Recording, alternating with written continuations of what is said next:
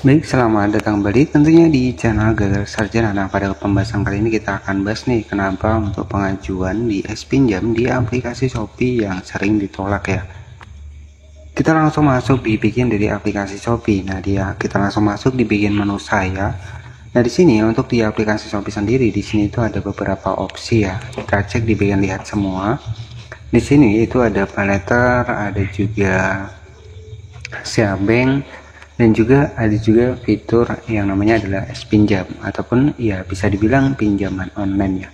Nah, kenapa untuk pinjam kita itu ditolak ya? Untuk limit pinjam sendiri updatean terbaru saat ini itu sekitar 100 jutaan ya. Tetapi kalau kita sudah mendaftar itu biasa untuk limitnya itu berbeda ya. Jadi setiap akun itu limitnya berbeda. Ada limitnya yang naik ya, ada juga limitnya yang turun. Nah, di sini kenapa sih ketika kita pengen mengajukan di bagian dari pinjam di aplikasi Shopee ya, kenapa bisa ditolak ya?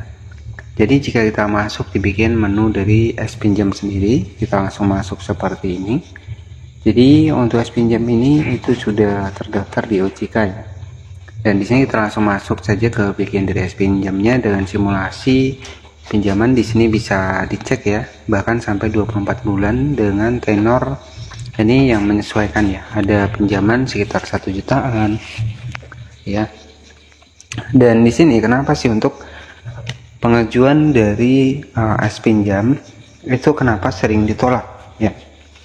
Jadi untuk penyebab yang pertama, biasa untuk nama dari di KTP kita itu tidak sesuai dengan nama di rekening. Nah, jadi perbedaan nama itu juga bisa menjadi pengaruh nih untuk kita tidak bisa pinjam pinjam ya. Kemudian untuk usia ya, ketika kita usia di bawah dari 18 tahun ya, itu bisa menjadi penyebab kenapa kita susah untuk diterima ya di bagian dari pinjam ini. Ya, intinya secara globalnya adalah ketika untuk dibikin dari alamat kita tidak sesuai ya, informasi yang kita berikan tidak sesuai ataupun asal-asalan ya, itu bisa menjadi pengaruh nih kenapa kita ditolak di pinjam.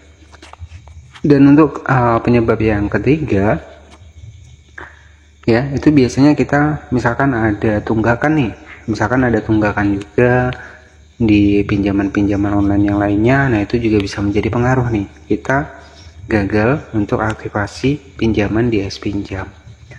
Jadi seperti itu, karena juga akan tercatat juga ketika kita ada galbay di aplikasi-aplikasi yang lainnya. Nah, untuk simulasi di sini bisa dicek sendiri untuk sekitar 500.000. Di sini jika kita ambil 24 bulan ya, ini sekitar 30 ribuan. Ada 6 bulan, ini sekitar 93.000. Jadi pastikan ketika meminjam itu menyesuaikan dengan kemampuan ya. Jadi menyesuaikan dengan kemampuan, jangan pernah berambisi. Nah, jadi seperti itu. Nah, untuk solusinya ketika gagal pengajuan di pinjam ya, kita teliti lagi untuk data diri yang sudah kita masukkan, apakah nama di KTP kita itu apakah sudah sama dengan di rekening ya. Dan kita juga perhatikan juga apakah kita ada galbay di pinjaman yang lainnya juga, itu sebenarnya akan terlihat. Jadi seperti itu. Nah, harusnya itu dilunasin biar kita bisa pinjam di pinjaman yang lainnya. Jadi seperti itu saja. Terima kasih dan